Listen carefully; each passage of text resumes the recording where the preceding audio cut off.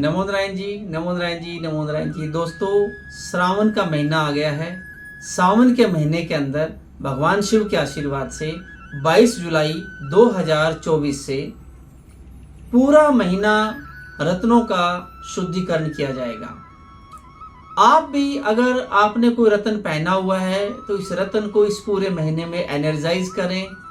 इसके लिए कुछ विशेष विधियां हैं जो मैं आपको बताने का प्रयास करता हूं।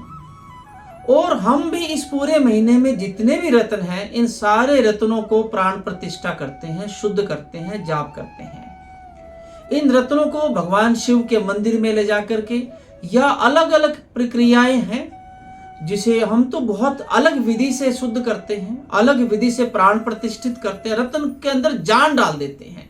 जैसे आप मंदिर में मूर्ति की प्राण प्रतिष्ठा करते हैं, पहले मंदिर में स्थापित करने से पहले वो मूर्ति एक पत्थर का रूप होती है सिर्फ, और मंदिर में रखने के लिए उसका जो एक प्रोसेस है कि 7 दिन तक अनाज में रखना, अलग अलग अनाज में, दूध में, घी में, अलग अलग अनाजों में उसे छुपा के रखते हैं, आंख पे पट्टी बांध के रखते हैं। और उसके पश्चात जब वो 9वें दिन 7वें दिन जब पूजा के पश्चात उस मूर्ति को, उस पट्टी को खोला जाता है तो शीशा दिखाया जाता है, पता है आपको, और शीशा टूट जाता है, इतनी ज्यादा एनर्जी होती है।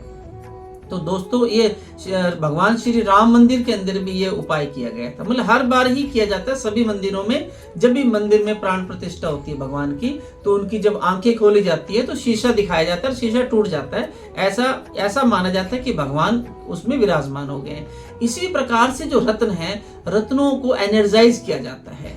तो आपने क्या करना है, आपने अंगूठी पहनी है, अंगूठी कोई भी आपने रत्न धारण किया हुआ है, उस रत्न को आपने करना क्या है, उस रत्न को आपने सबसे पहले प्रतिदिन जो भगवान शिव के ऊपर आप जल चढ़ता है, जल चढ़ाते हैं, आप चढ़ाते हो, आपके माताजी चढ़ाते हैं, आपकी पत्नी चढ़ा के आए, या बेटा बेटी घर का कोई भी सदस्य चढ़ा के आता है, थोड़ा सा जल घर पे लेके आया करो। आपका जब भी समय मिले, रात्रि काल में या प्रातः काल में, उस जल से आपके रत्न को शुद्ध कर लिया करो, धो लिया करो। दूसरा तरीका यह है कि उस जल को कटोरी में भर के, कांच की कटोरी में रखना है और ऊपर एक कपड़े से ढक देना है। जो शिवजी पे चढ़ा हुआ जल है, जब आप एक कांच के गिलास में या कांच की कटोरी में उस जल को एकत्रित करेंगे, इकट्ठा करेंगे, उसमें ये रिंग आप डिप करके छोड़ दीजिए। रात को रखनी है और अगले दिन सुबह उसे निकालनी है। और तब आपने ऐसे हाथ करना है, नमः शिवाय, नमः शिवाय, नमः शिवाय, नमः शिवाय, नमः शिवाय, नमः शिवाय, लगभग 10 मिनट तक सच्चे मन से जाप करना है।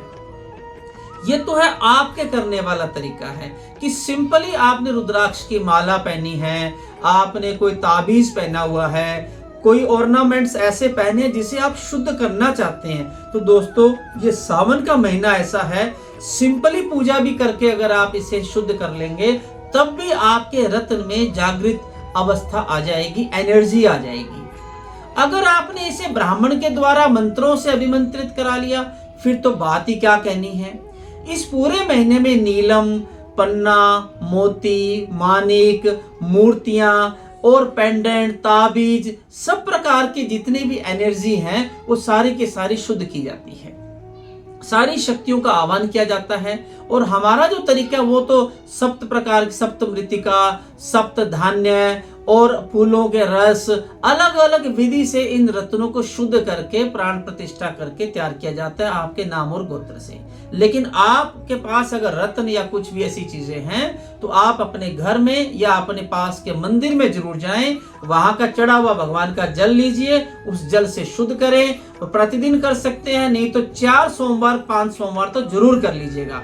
और फिर पूरा साल आपके रत्नों की, आपकी अंगूठियों में जो ताकत आएगी, हाय हाय हाय, क्या बात है, मजा आ जाएगा। तो ठीक है दोस्तों, इसी के साथ आज्ञा दीजिए नारायण जी को। फिर मिलते हैं एक नए विषय के साथ में। नमो नारायण जी, नमो नारायण जी, नमो नारायण जी।